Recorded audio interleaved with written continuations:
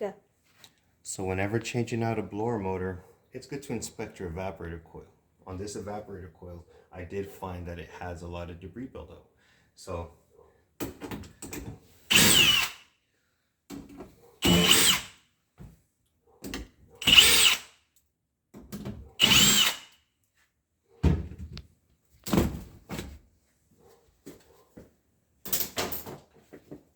most of the newer coils are all aluminum, meaning they're very delicate.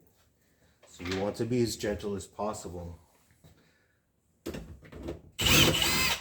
Now in the really bad extreme cases, you'd have to pump down the unit, get all the refrigerant out of it basically into the condenser, and then you can unsolder these welds.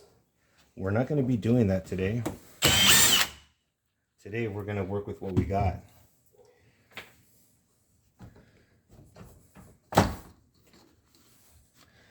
These drains are not under pressure, so sometimes a press fit is enough.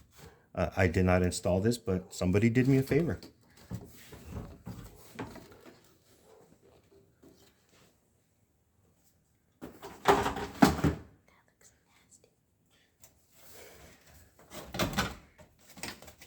So now with all this loose, we can go ahead and begin to slide out this coil.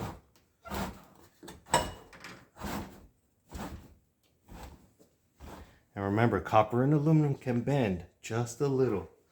So now that I have enough room, I can get inside and I can clean it out, okay? All right, pause it there.